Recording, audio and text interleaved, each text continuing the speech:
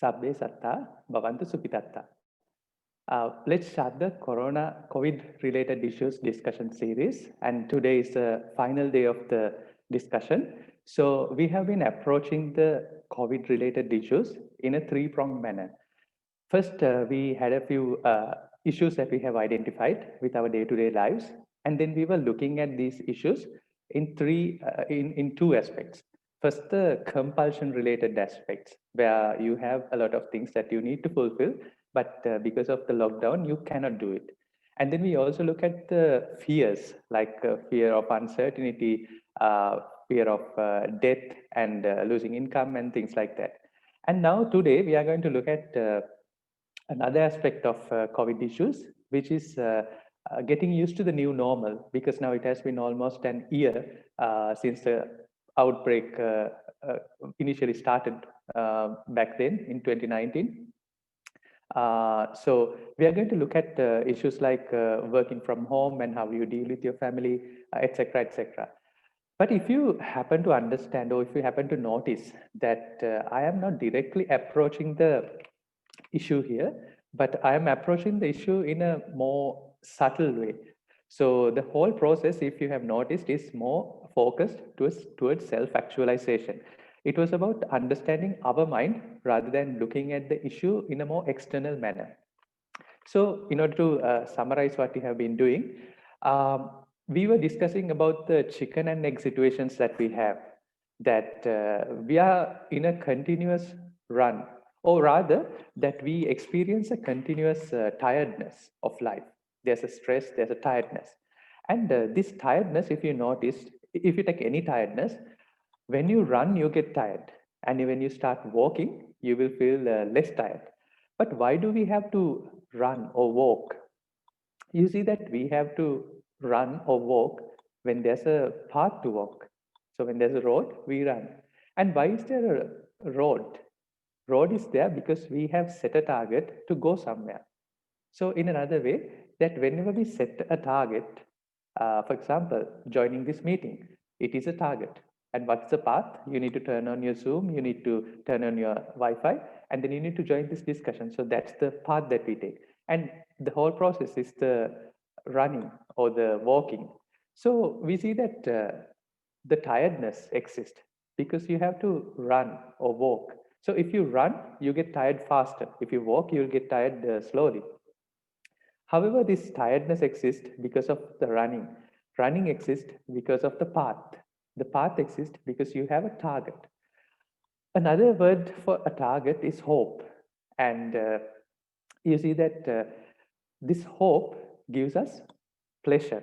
So the other day we were trying to discuss how this hope and pleasure is entangled. It's almost very difficult to say which comes first, whether the desire or the urge or the hope comes first, or the fulfillment or the pleasure comes first. So that's why it was depicted as a chicken and egg situation. But you would also see most of the time when you are experiencing life, what you experience is the urge to do things. And you often experience pleasure, but if you have noticed, you don't experience a lot of pleasure in the present. All your pleasure is a memory in the past or a hope in the future. Have you noticed that? Most of the time, what you experience is the motivation, the urge, or the desire. And that's what you really feel. Of course, you feel pleasure time to time, but you might see that pleasure and fulfillment more is in the past of something that you have enjoyed, or it's focused towards the future. So for trying to fulfill, it's the urge, which is the hard part. We understood that because that we cannot fulfill things like back in the day because of the lockdown. Trying to fulfill gives us the urge, and achieving the desires gives us pleasure. But the downside is that pleasure makes the desire stronger. More we achieve pleasure, more we gain pleasure, it also makes the desire stronger. The pleasure becomes a memory in the past, and then that memory in turns makes the desire stronger. So you see that it's almost like a perpetual engine machine. In engineering, there's this machine where it runs on eternal energy. You know, you don't have to give energy from the outside. It sustains it on its own. So you see that this combination of urge and pleasure, or desire and fulfillment, is a perpetual motion engine. It fuels each other. Um, Now, the downside of this again is that we start with a small desire. So, we were discussing, we can't find a real starting point, like the fact that we can't find a beginning of a circle. When you draw a circle, once you're done with it, you can't say this is the beginning. So you only see that there's a causality in it. So trying to fulfill gives us pleasure, and the pleasure in the past has made us wanted to achieve that, or made us desirous. So when you keep repeating this cycle, you see that the desire becomes uh, heavier day by day. It starts initially as a very light wanting, but then it keeps increasing its intensity. It becomes heavier and heavier again. And you also see that more you want to do it, more stressful it would be to you if you can't achieve it. If you can achieve it, of course, there's no issue. But all these issues starts when you cannot do what you want to do ideally. Now, the classic case which happened to us is that because of lockdown, we cannot meet people, we cannot go out, we cannot go out for dinners, we cannot do all the activities that we did, all the leisure activities. So because of that, it gives us stress. And we also discussed that although we say that these things are um, these things are becoming stronger every day, the desire becomes stronger, we also see that there's also a natural death to this desire. A desire can be replaced by a new desire. But what we are talking, or what we are focusing here, is the urge when it's a stress to you. But we also see that any urge can be naturally died down eventually. And then the following day, we discussed another fact of life, which is fear. Now, you see that fear is more psychological. And we said that there's another thing called statistics, which is risk. Risk is more statistical, and fear is more psychological. So when we are talking about fears of rejection, fear of failure, fear of unknown, and we also saw that the fears are in existence because we like to stay, or we rather want to stay in these zones which are very comfortable to us. It makes us feel in control, the comfort zones. So we were discussing a few aspects of the comfort zones also. Now, these comfort zones, you want to stay in a comfort zone, is because it's really under your control. It's more under your control. For example, you would like to stay in your country, your home, your neighborhood, or amongst your relatives or family, because you see there's more control in that rather than traveling on someone else's vehicle. It's more controllable. Your life would be in more control when you are in your own vehicle. So you see that we seek for this certainty or the controllability. But unfortunately, time to time, especially like in a pandemic situation where it's globally uncertain, you see that universe is not really certain. Although we want certainty, we seek certainty, sometimes we can't keep things really under our control.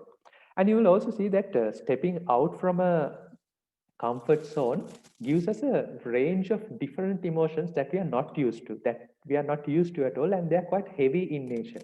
So when you are in a comfort zone, the emotions you experience are quite known, and they are very comfortable. Their wavelength is small, or their amplitude is small. But when you step out, you are faced with different emotions that you have never faced before, and they're quite you feel them, you sense them. And then also we see that another fact of being in a comfort zone, that life looks a continuum. Like my table was here yesterday, it was here now, it will be there in the future. So you see the life as a continuum. And I would like to bring a very interesting concept in Buddhism, which is called anicca, dukkha, anatta, crossly speaking. Seeking, or the uncertainty of the universe, and the nature of suffering, or very heavy emotions, and the nature of non-continuity of our experience. So few things about comfort zones. First is that we want certainty. However, universe is not certain itself. And within a comfort zone, we are very confident about our emotions and we see life as a continuum. And then again, when you look at why would we really like to be in a comfort zone, is that we have a survival instinct, or we have an instinct where it makes us feel safe. So we were discussing about some of the culturally acquired fears, and then some of the innate fears. So we don't know if it's really innate or if it starts with our birth or if it starts even before. So there's different explanations to that. However, we see that there's basically two types of fears. Some fears are more deeply rooted. Some fears are very culturally acquired. So wanting to survive is one of the reasons that you want to stay in a comfort zone. And wanting to survive means that you have given a certain value, you have attached a value in maintaining your life or maintaining a lifestyle. So this survival or maintaining the ideal state of life is primarily about maintaining your job, maintaining your account balance or your social strata or your family. So you have a set of ideal situations where you want to maintain, and that makes you comfortable.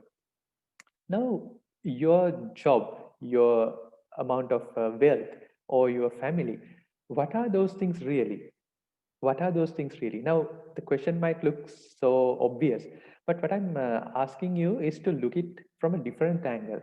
Are these ideal situations, are they really physiological or are they really psychological? What I mean by that is that an ideal state of our existence, let's say an ideal state of living, an ideal state of social strata, or ideal state of family, is that something which really exists out there? We can say, of course, it exists out there as well. But can we think of it as something which exists in our mind as a concept, a part of your own mind? So you see that the ideal behavior, ideal level of our life is more of a thinking pattern. So when you were young, you were thinking of your ideal behavior in one manner, and when you grow up, you think of it as a different, to be a different way. For example, when you are a kid, you don't care about how clean you look. You are playing in the dirt, and you get all muddy. Your uniform is all covered up with dust. You don't care. But when you become younger, or when you become an adult, you are more aware, or you are more concerned about how you look, how prim and proper you look, how corporate you look. So depending on the situation, you want to look differently. So which has given rise to this ideal situation? You can also say that it's how you opt to think. Based on how your mind works, or based on what you have given value, you will be thinking about that. And we also see that these mind behaviors, you cannot do it all by yourself. It's a group thinking. Like you have a fan club for a particular music group. A set of people think alike. So, for example, in the corporate sector, there's a proper way to dress up. Like you need to wear a tie, etc., etc. But you see, when the IT boom began, people in the IT industry, they started dressing up in a different manner. They were more casual, and they had different routines, and the way they dress up became different. So then the IT people think that this is the ideal way of life, and this is the ideal situation where we are comfortable and where we are in control. So you see that this is more a way of thinking rather than something you would find in the physiological world. Of course, you see a connection in the physiological world, but also you see that it's a pattern of thinking, a way of thinking. So if it's your own thinking, how can you run away from your own thinking? So that's why we had this image that it's almost as if you're trying to run away from your shadow.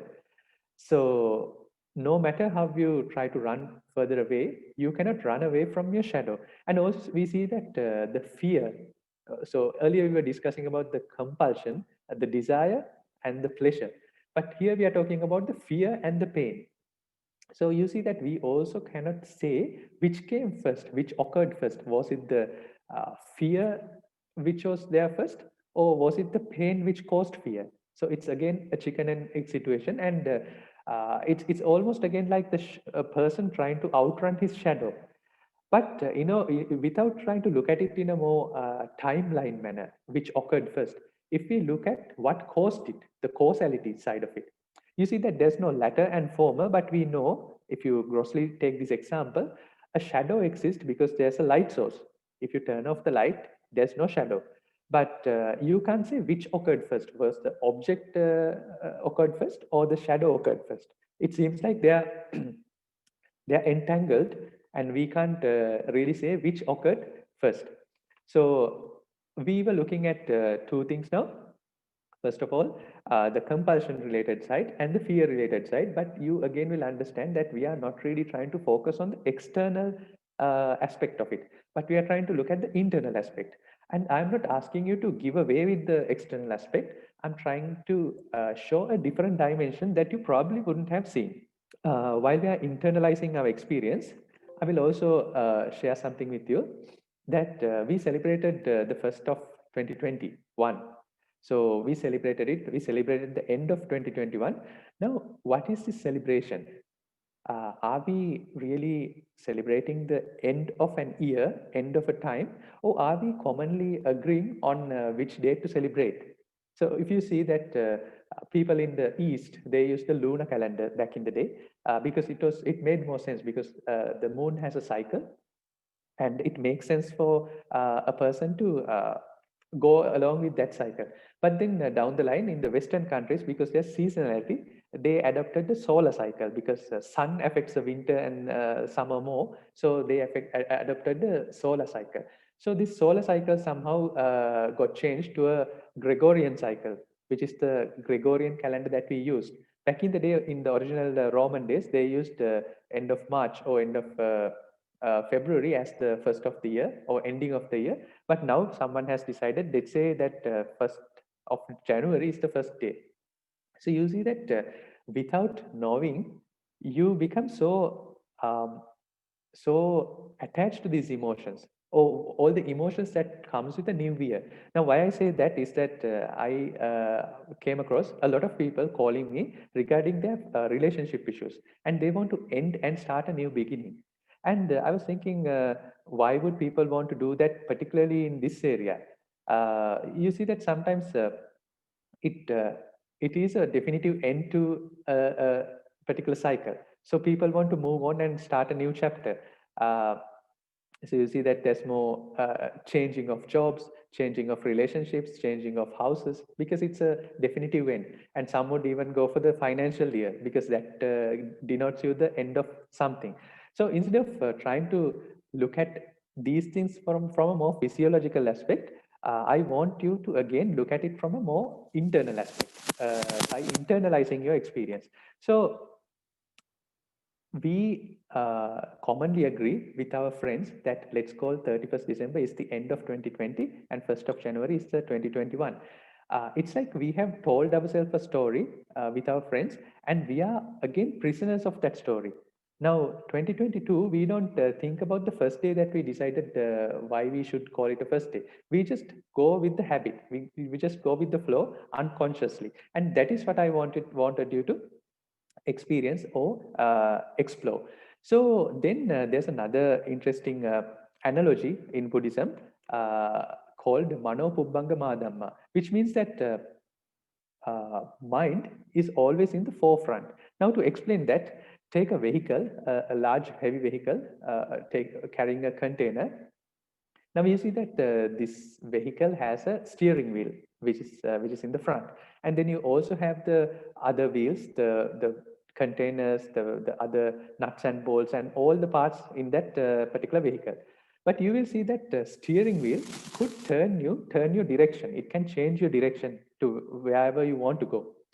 However, although you can change using the steering wheel, if you do not have all the other wheels and the other elements of the vehicle, you cannot do it all by the steering wheel also. So you need to understand that you need to look at or approach this problem in a more holistic manner rather than saying it's only mind or it's only physiological side. So probably if you were not exposed to any form of internalizing discourse, you would say that The entire existence is all physiological. But now you start to think that it's all more mental. But again, how we need to approach this problem is in a more holistic manner, that it's neither this, but you see that mind takes charge every time. It's originating from mind, and because of that, it might be useful for us to look at how mind works. So that's the whole idea of why we do that. Now, again, when we try to look at this, you see that a person is always in some form of a stress. Now, why is a person in a stress? Because he's getting pushed from different aspects of his life. I'll show you many multiple aspects of why where he's getting pulled. So it's like you are pulling so much, and then you get torn, you get ripped, and there's so much shear, almost like these things that you see in back in the day, where there was this capital punishment of dismemberment. You tie someone with ropes to his limbs, and then you start pushing from different sides using horses. It's a very cruel way of capital punishment. So you get ripped off eventually. And what do I mean by this, or what I'm trying to equate this to, is that you see that our lives are pulled from different directions. Our lives are pulled from the beautiful memories that we had in the past, or the bad memories which we encountered in the past, all the heartaches, all the bad stuff which you came across, and all the uh, stuff that people said to you, the bad mouthing, everything. So there's good and bad memories which is pulling you from one side. And there's also the hope, or the compulsiveness, or the desire, or the urge which is pulling you from another side.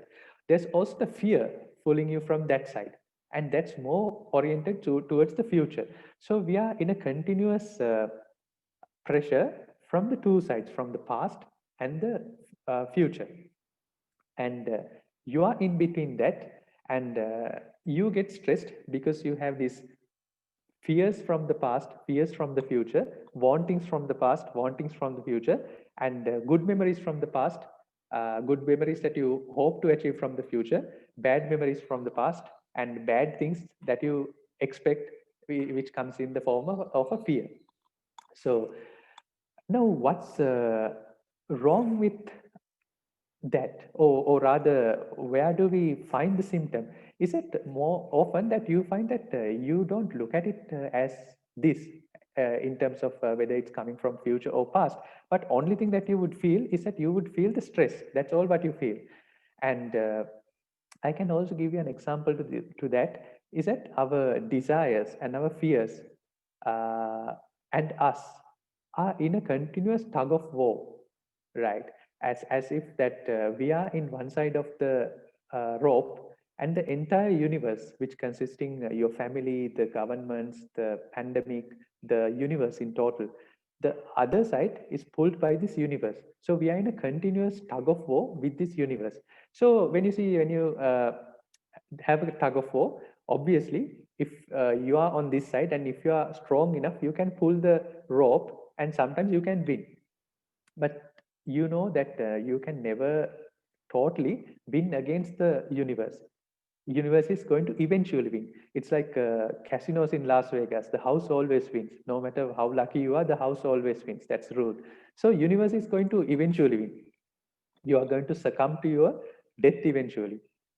So when we do this tug of war with our desires and fears, now when you have a tug of war, and sometimes you can pull, but sometimes you get pulled away, what will happen is that when the universe pulls it with this sheer brute force, when you're holding onto the rope, your hand will be burnt, because the rope will slip through your hands, and your hands will get abrasive wounds. It will get totally burnt. And this abrasion totally depends, or how much you get burnt totally depends, how much you get wounded depends on how hold you are, uh, how tight you are holding onto this rope. So if you hold if you hold the rope lightly, you won't get burned as much. And if you hold on to it very tightly, and the universe is pulling you from the other end, you might get you might end up getting severely burned, severely wounded. But then you would also say, if we had to pull it, we have to hold it tight.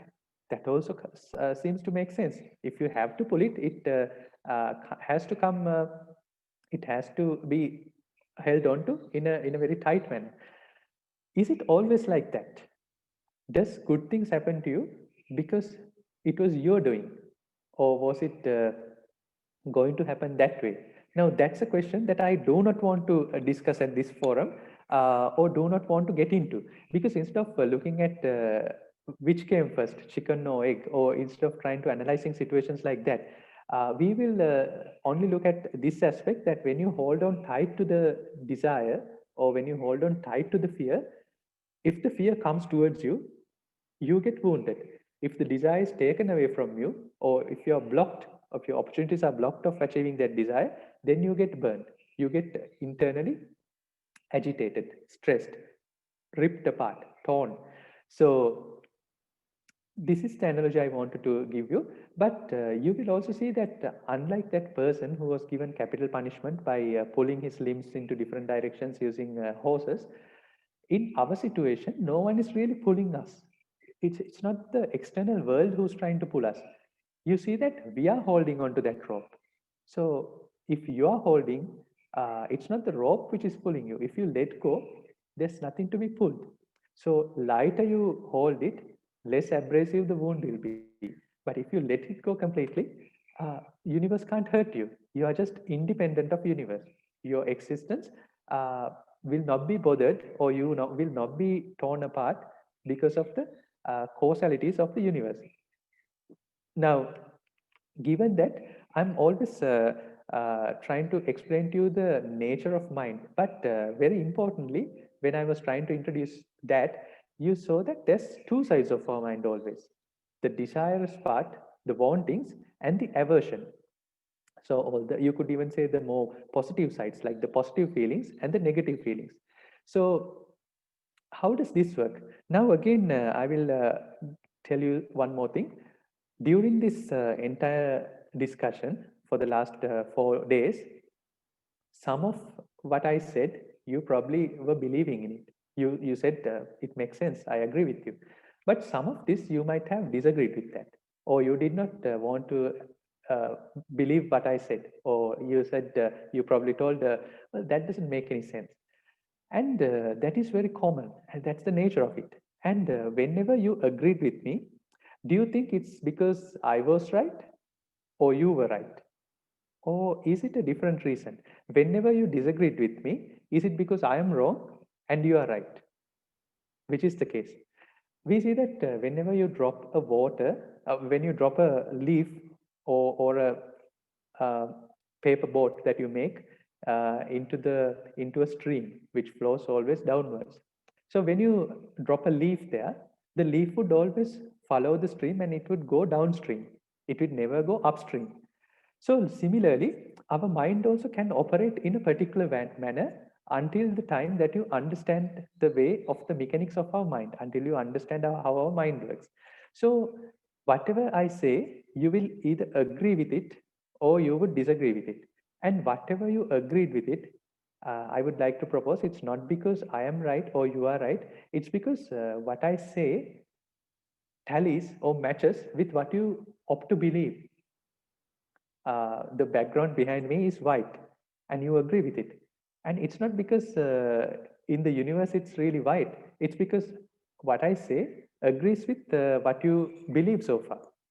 And whenever you disagree with me, you disagree with it because your knowledge system, all the information you have, does not tally with what I'm saying. So this is the way our mind reacts.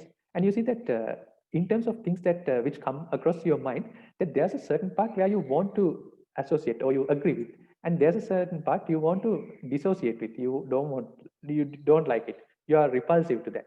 So by and large, if you look at things that you come across in a daily life, when I say come across, not in a more physiological manner, but in a more psychological manner, or in an internal manner, mental manner, you would like certain things and you would dislike the rest of it. So there's a portion where you like, and there's a portion where you don't like. So we are tied up in this duality of liking something and disliking something. And if you look at what caused this liking and disliking, even without looking at what caused, you will see that it's what we believe makes us we liking something, and it's what we believe again which makes us be hating something or being repulsive of that. And also, I would like to show you another aspect of our daily existence. Is that when we were young, we used to do this game where you are supposed to hold a small stone in your hand, and then you take your hand backward, and then you don't show it to your friend, and then you ask the friend to judge in which hand the stone is, with your palms closed. So the friend would guess that it's in this hand. Then you will show, well, it's not in this hand, it's on the other hand. So similarly, the universe is doing a game with us. It's doing a flipping of a coin daily with us. We suggest when the universe flips the coin, we said it's heads. Universe sometimes gives us heads. Sometimes universe gives us tail. And again, when this happens, you would see that there's a portion of things that we like happening to us, which is of our liking, and there's a portion which we do not expect or do not like. For example, you want your family to live, you don't want your family to die, but the nature of that is like a flipping of a coin. You always get two sides to it. Rather than me saying you get two sides to it, you could say that we could expect two outcomes. Someone could say, well, whether you expect or not, the universe or whatever which is going to happen is predetermined. It is fate. But again, we are avoiding that subject. I want you to look at it not in a manner of predetermination, or if there's a chance of things happening, there's a randomness in the universe. What I want to look at is the state of mind you feel before it's happening. So 2021 could be a good year, could be a bad year. Maybe it's all determined, but that's not our concern. Or maybe there's randomness to that. That's not also our concern. Right now, what we have is an uncertainty, right? But although we have this uncertainty, we do not want to accept is as uncertain, or at least we don't see the existence that there could be two sides to a story. We only want to wish uh, for a particular side that we would like to see. And I'll give you a classic example. Is there anyone in this forum who said, I wish you a bad new year? I wished it to some of my friends and I wished it to myself, but often you will see all the text messages circulated, uh, all the posts that you share on Facebook and in social media. They are all about well wishing. You only wish well. You wish everyone a new year 2021 of prosperity, wealth, this, that, end of COVID, and a better vaccine. You wish for that. But there's also the opposite side of it. Although we do not want to acknowledge it, although we do not want to accept that, there's another side. And what we have right now is nothing but an uncertainty. So given that we have two outcomes, and that we are not uh, quite interested about a particular outcome which is not our liking. However, you see that our existence right now, or the options we have, are quite uncertain. There's also a nice way of talking about that if you are familiar with the quantum uncertainty. Now, it's a whole lot of physics that I do not want to explain here, but you see that if you look at how the quantum uncertainty works in a double slit experiment, an electron could go from this slit or the other slit at the same time, right? So the electron can be present in both slits simultaneously. Now, it is the nature of the electrons, at least in the universe that we observe, but it is also a nature of our perception, of our state of mind. Anything could happen in the future, and that has two sides, like a coin has two sides. A coin cannot exist without the other side. And you will also see that what causes this duality. Uh, and you will also see that often you cannot separate which occurred first here, but we have to look at it in a more cause and effect form of a more causality. Now, causality not based on a timeline, but causality more based on a snapshot of time. Oh, we don't need to think of time at all. I'll give you another nice, interesting story which happened with a king in Sri Lanka back in the day when Buddhism reached Sri Lanka. There was this king called Tissa, and he was running after a deer to hunt the deer for game. And there was this enlightened monk uh, who brought supposedly there's different accounts of how it happened, but this monk was the first monk who came to Sri Lanka bringing Buddhism from India through the emperor of Ashoka. So when he came, he asked this king to check his understanding of how knowledgeable or how ready is he to absorb the knowledge or the wisdom that he's ready to give. So the first question he asked was, he showed a mango tree and asked, what is this tree? The king said, it's a mango tree. So on the discussion went. But I want you to do this. When you look out at your window right now, if it's not dark, you would see a tree. Let's assume that you see a maple tree. Now, why do you call a maple tree a maple tree? Of course, it's a maple tree because the shape of the leaf is maple, the bark is maple. It's a maple tree, and you could also say that everyone calls it a maple tree. My neighbors call it. The Canadian government calls it. The scientist botanist calls it a maple tree. So that's why it is a maple tree. But I don't want you to explain it that way, or rather, I would not accept those answers as answers. I will ask the question again: why is a maple tree a maple tree? Now, if it's too hard to answer now, let's look at we have male and female in the world, and assume a world like Wonder Woman. There's this movie of Wonder Woman where there's only a particular bubble where only female exist, and assume that it's a thought experiment that there's a world like that, and we all only have female in this world, and somehow the babies are born. There's no male in this world. Would we want to call the inhabitants of that planet female or male, right? Uh, if there's no male in that world, the remainder, would we want to call them female, or would we can we just call them people? Because you don't need to distinguish because there's only one kind. Now, why do we distinguish people? Because you see that there's a non-people element. There's ants, there's elephants, there's non-people elements. And suppose that you take all the non-people element out of the world, would you want to call them people, or would you just call them beings? Because there's no distinguish now. And again, coming back to the question, why do we call male or female male or female? Or why do you call a maple tree a maple tree? And if you disregard all the outward thinking that we have, all the outward answers that we get, like maple tree has a particular shape, or male and female have a definitive set of organs, or a particular way of look, a physical appearance. If we disregard that and think more internally, a male exists because there is a non-male form. A maple tree can exist because there are other trees in this world which are not maple. So which came first? Now again, we are not looking at it in that manner, but you will always see that something could be in existence because there's always something which is of the opposite nature, and it's quite entangled. And our mind is trained only to look one part of it, or at least to acknowledge one side of it. For example, this room is quite lit right now, but can we talk about light in this room? Had not there been any darkness in this universe? Because there is darkness in this world, we can talk of light.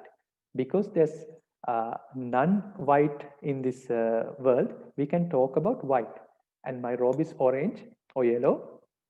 Yellow exists because there are non-yellow colors. And you see that when we look at things, we never look at it that way. We don't say this monk's robe is yellow because there's none yellow in this world. We don't approach the problem that way, but we only look at the characteristics in a more outward manner. So you see that you find this dualistic nature of around the world. Wherever you look, you find that there's always something oppositely in contrast to that. And this particular object can exist because there's a contrasting thing to that. Now, I don't want you to call it even a object. It can be anything. A fear can exist because there's pleasure, there's reward, right? A single element cannot exist. So that's the nature of the world. And what I want you to show is that we cannot think of a world of a we cannot think of a unipolar world where there's only one side, there's only one side. Like when you flip a coin, you cannot expect heads or tails separately. They occur together. Even though they occur together, we often experience only one part of it. However, they occur together. Why I'm saying that? A coin can have a head or a face of a head only because it has an opposite face. If there was only one face to it, you cannot have something like that in reality. Because in order for that to to exist, you always have to have the opposite side attached to it. And going further, you see our lives are really entangled in a manner. They are in a entanglement. And being in an entanglement is okay, but it's been pulled from different sides. It's pulled from future and the past, from the future in one side, past from the other side, desire from one side, pleasure from the other side, fear from one side, pain from the other side. Now, what do I mean by that? You are desirous of doing something, but at the same time, you are very afraid of doing that, right? You like the pleasure of a particular activity, but there's always the associated pain of that activity, right? You cannot experience pleasure without the pain associated with it. Why? Because it's a nature. It's always in a duality. It's always entangled in that manner. Now, further explaining that, we think that to pull the tug of war between the universe and us, to pull it towards our side, we need to hold on to that. But you also see the reason that you will get burnt, your hands would get burnt, is because you want to hold it tight and because you want to pull it. So you see that you cannot enjoy happiness without expecting the pain associated with it. So what I'm asking you to do is try to embrace the universe, try to embrace the reality as it is, and embrace both without favoring one side. Of course, we have to favor one side. Like even when you have kids, there's a favoration. You like a particular kid more than another kid, or among friends, there's a particular friend that we like more than another friend. It's true. However, if you know already that this is the nature of the universe, you would have a more balanced approach towards your life, right? So instead of trying to look at it unipolar, start internalizing your experience and then look at it in a more balanced nature or in a more holistic nature, where you look at two things. There's of course a particular liking that we have, but we understand whenever we subscribe to that liking, whenever we enter into a contract with the universe for that thing that we like, we also sign off the indemnity that universe gives, saying that you will also suffer the consequences of it, right? So the whole discussion was around trying to explore our mind. Now I want you to go further and further and search the depth of your mind. Now we cannot explain, or we cannot get to know our mind in just a few discourses or few lectures. We need to we need to sit down and see the entirety of our mind, what it has to offer. And you would see that to do that, you do not have to listen to YouTube. You don't need to have to listen to sermons. You don't need to read a lot of books on Buddhism or whatever the religion it is or whatever philosophy it is. All you need to do is sit down or stand up and then look at your experience. Just look at what you are experiencing now. It does not cost you anything. You just have to do whatever you are doing and be aware of your experience. Now, although we say it in that manner, it is also not practical to do it. Because see, in order to experience our mind needs to be a little settled. When we are too agitated, we cannot observe our mind. So in order to be settled, what we have to do is that we can dedicate a particular time. So we can say, this is the time that I'm dedicating to observe my mind. You can call it even meditation. It's actually a part of meditation, because meditation can happen anytime. There's no boundary to that. But you can set up the logistics for that. You can set up a place, you can set up a time, you can dedicate a particular place in your calendar starting in 2021 to explore your mind. And all you have to do is just observe, nothing but just observing. Now, why do I say that? I remember that when we were young, we had this experiment back in the school, where you put soil into a water bottle, to a glass water bottle, and then you shake it thoroughly, and then you leave it to settle. The objective is to see the layers of soil. There's different layers of soil, the rock layer, the more heavy layers, and the light layers, etc., the organic layer. But you see that when you shake the bottle and keep it there, in order for the water to become clear, and in order for these layers to settle, there's absolutely nothing that you can do. All you can do is just keep the bottle of water and let it settle. So when you let it settle, you would see that it gets settled, and then you can observe the different layers of the soil.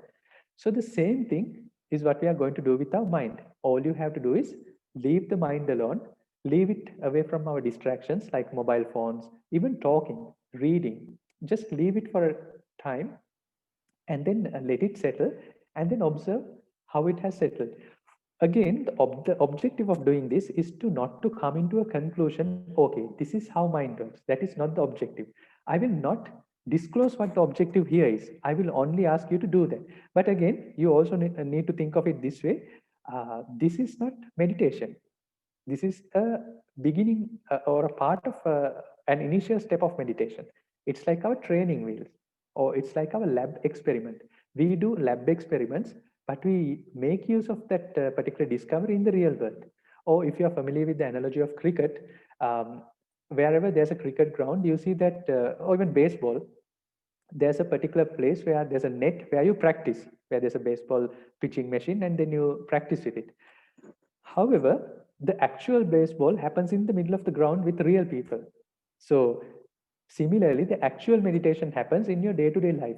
But in order to practice, in order to get some experience before that, you practice in a secluded area with a more in a more controlled environment, and that controlled environment is through dedicating your time, dedicating your efforts to do that. So this is what we need to do to understand our mind. But before that, let me tell you that there's another top secret that I didn't reveal. And that top secret is nothing but your conviction. Now, what do I mean by that?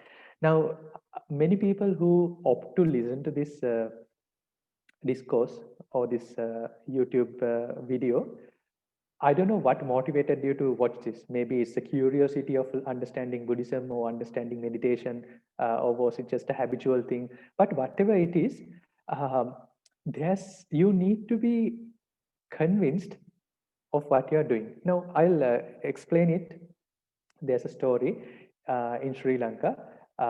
There are these deities. There are local deities, and there are places. There are temples dedicated to this local deity. So whenever you wish for something, you can go and ask the local deity to make that wish come true. So there was this village where there was a drought, and people thought, why don't we do this? Why don't we go and do an offering to the local god, and we'll ask for rain. So the people gathered around. They brought all the food, then freshly grown crops and freshly grown rice. They took the rice, and they were going in a progression to do this offering. And so they are going to ask for rain, and they are going with all the offerings that they have for the local god. And while they are going towards that temple, there was this young boy who would carry an umbrella. Now, what does it signifies? This boy who carries an umbrella is thinking, well, we are going to ask the Lord for rain, and if it rains, we need to take an umbrella in order to not to get wet. Similarly, you do a lot of things in your life. For example, listening to this video, thinking that you will find a relief from COVID-related issues, or you would find peace of your mind, or you would find the entrance to Buddhism or to meditation. Although you do that, are you really sure about doing that? Now, that's what I want you to understand. Again, I don't not want you to judge yourself as good or bad, but I just only want you to understand yourself. Whenever we do things, whenever we follow Buddhism or any religion or any philosophy or any meditational practice, why are we doing that? Is it just because we think it's a trendy thing? Is it for enlightenment, or what? What is it? What is really in the root, or what is in the cause? What is the cause of this effect? And you would see that sometimes you think that I do this for a particular reason, but often it is not. Why I'm saying it in terms of enlightenment? A lot of people in Sri Lanka, they say Buddhist, predominantly we are Buddhist country. People come and say, Sadhu, the only thing I want in this world is to become enlightened, to find peace of mind. And if you're a Christian or an Muslim person, you would say the only thing I wish is to be with the God, to be in this eternal life of in the heaven. Now, although you say that, how much time do you have allocated to pursue this path of enlightenment, or pursue the path of being one with the God or reaching the God? It's very little, because you're so busy doing other things. And if you look at why you do not have time, uh, not having time is just an excuse. What you really don't have is the priority. And having no priority is also an excuse. What you really don't have is the conviction. So that's why I said conviction is the key. The faith is the key thing here. Now, faith in the sense of not worshipping someone, but the faith in the sense of, do you totally agree with what you believe? Now, why I say that is that we think that we believe something, but our mind is such a magician. It's so difficult to figure out. What we think as what we believe is not what we really believe. Now, that's the tricky part. Our mind is very elusive.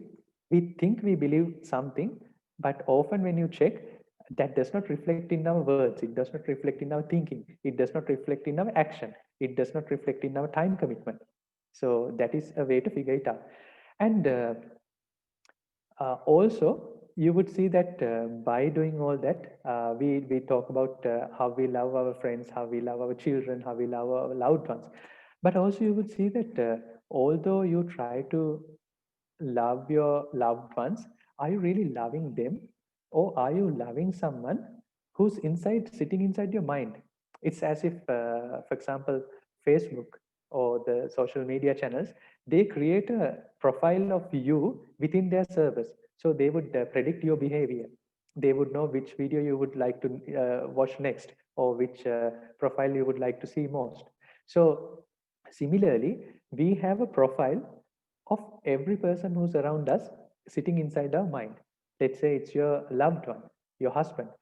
There's a profile of your husband in your mind, and there's a real husband out there. And most of the time, this profile and the real person does not match. And what is sitting in your mind is your creation, of course. And there's a particular comfort zone that you have created for that person. He has to behave in this manner.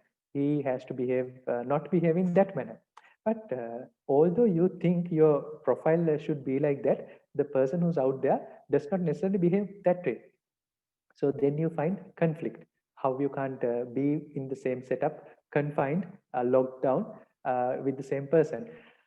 And you will see that for you to unconditionally love someone, to completely love someone who's out there, you wouldn't have to let go of this internal profile. But because the slightest profile you have inside in your mind about this person, as long as it's there, it would not tally, right? So the day that you completely let go of this profile, you can start truly unconditionally loving the person who's next to you. Until that time, you would only conditionally love your child. It's quite counterintuitive. You would say, no, I unconditionally love my child. But again, check, are you really loving your child or your loved one? Or are you really loving that profile of the same person that you have made inside your mind, in your own server? And so we discussed about the conviction and these profiles or the concepts that we have gathered around us. And for us to love someone, we need to let go of that profile completely. Now, to let go of the profile, you cannot do it alone. You would have to let go of yourself also, because that profile exists as long as you exist. So that's why often it says that enlightened person is even free of himself. There's no ego. There's no ego to experience this internal profile.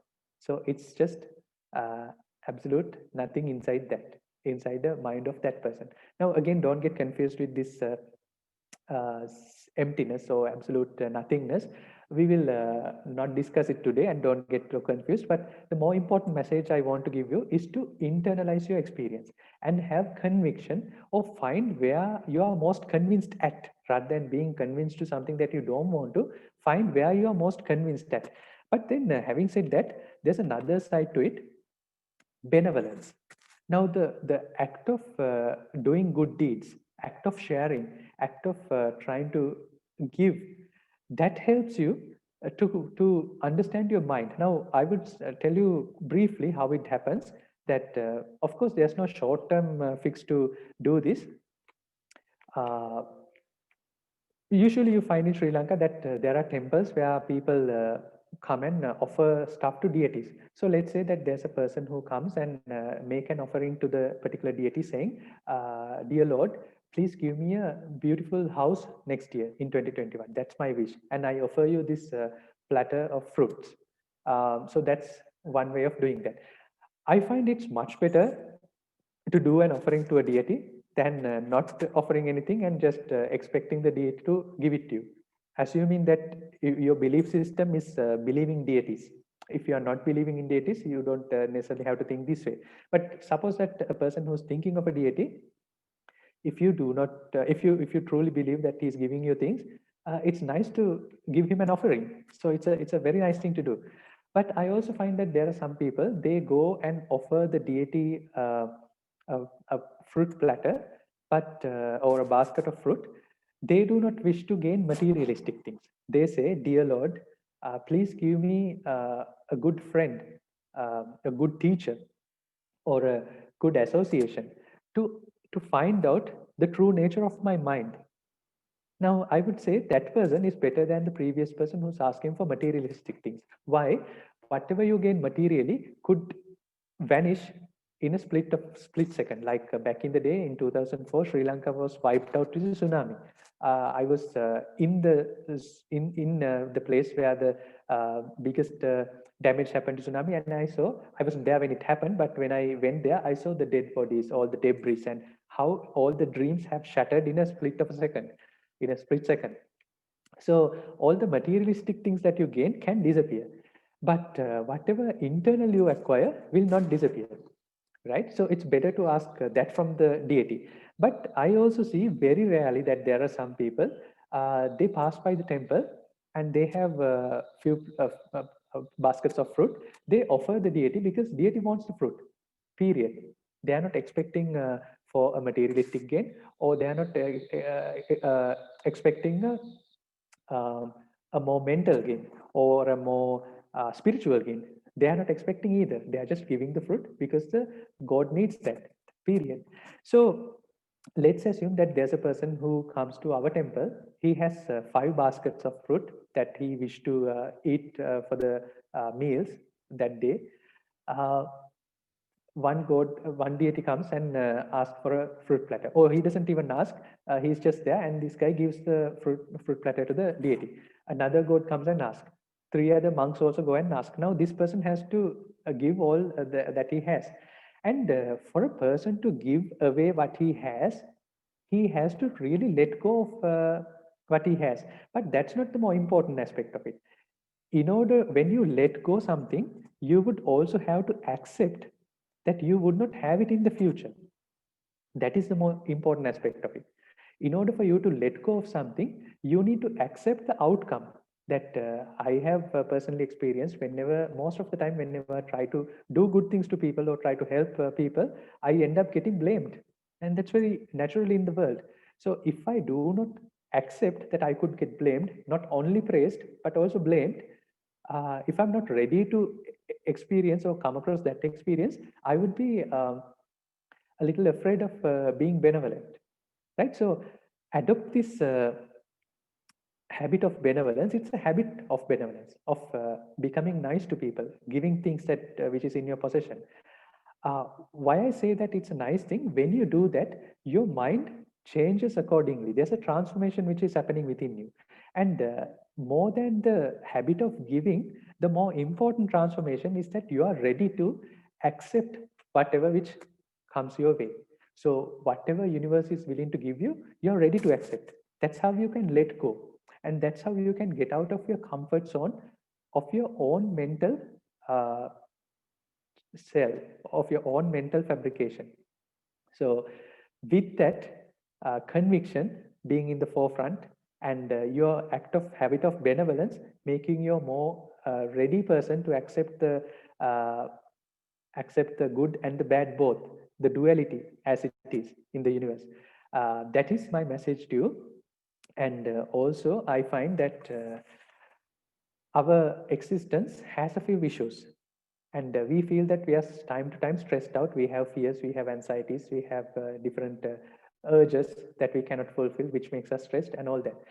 It's like this. It's like we are sitting in a buffet table which has the best food in the world, where there's everything that world can offer, all the beautiful, all the good tasty food and drinks there, and we are hungry, and then we are sitting at the table, but we do not understand that we are hungry. We only realize that there's some issue, right? There's something which is tearing us apart, something which is stressing us, pressurizing us. We do not even know that we are hungry, right? So if you know you are hungry, then you would understand, in order to get out of the hunger, you need to eat food. And then when you look around, you will find the buffet. So often, this dharma or teaching of Buddha and all the enlightened sages, it's out there. It's just we are not still in complete understanding of our real issue. So again, it goes back to conviction. Rather than trying to adopt something that you don't have, right? Try to look at what is really depressing you, what's really making you anxious, what is your real issue, and identify it uh, where it is happening. If it's the hunger, you need to identify that it's a hunger. So most of the people that I see, they do not identify that they have the issue, or they do not know where the issue is. What they experience is a symptom. So instead of looking at the symptom, identify where it occurs, or what is that phenomena that you're experiencing, and then look for the solution. A lot of people try to look for the solution without even understanding the problem. So with all that, I'm not saying where the problem is, but I gave you a few indications, and I hope this chat we had for the last 4 days was um, enlightening in some way, that you probably had seen aspects of your life that you would not previously have come across. And this message is so simple, it's not rocket science at all, but simply due to its simplicity, it is very deep and it's very complicated. It's only because of its simplicity that it looks very deep and complicated. But the problem itself, the solution itself is very simple, and it's originated within you, right? So with that, I will formally end the COVID-related issue discussion. Although I did not directly give you solutions to many things, I hope I gave you solutions to the perennial problem or the root of the problem. So like if you remember what I said in the beginning, if I'm a doctor, I do not want to give you symptom relieving pills, but I want you to teach medicine. So I don't know how successful I was, but this is my message to you. And I wish Sabbe Satta Bhavantu Sukhitatta, which means all the beings may find their existential bliss.